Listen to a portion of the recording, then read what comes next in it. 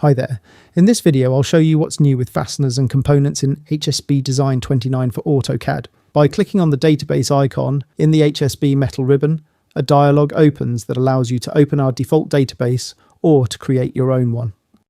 With hsbDesign 29, we are introducing a default Fastener and Component database which contains over 5,000 items from leading manufacturers.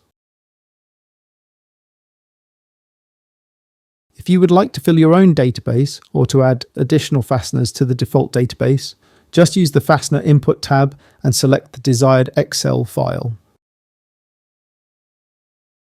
Click on Import and the files get added to the database.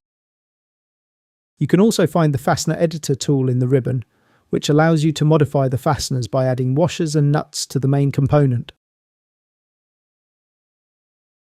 If the selected fastener style cannot be found in the drawing, the screw selector appears. This dialog allows you to select the desired fastener styles and import them into the drawing. After the successful import, the fastener can be placed in the drawing. If you start dragging on the point of the fastener, you can see a range of lengths available for this fastener style. In the context menu, you can find the command Add Components, which opens the Fastener Editor dialog. You can now select between different manufacturers, components, and the location of the added component. Washers can be placed as a head or closing component, or on both sides at once.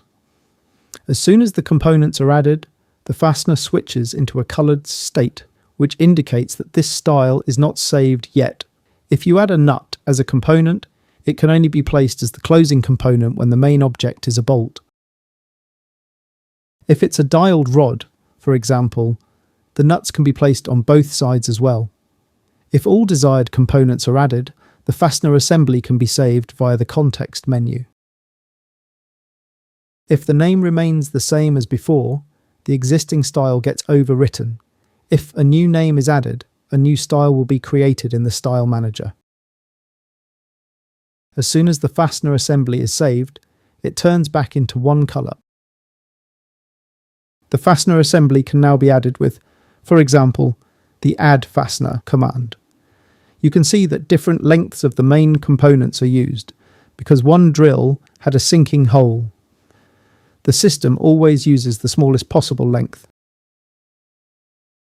The fastener assemblies are also integrated into other tools such as drill distribution and can be added from there automatically. Thanks for watching.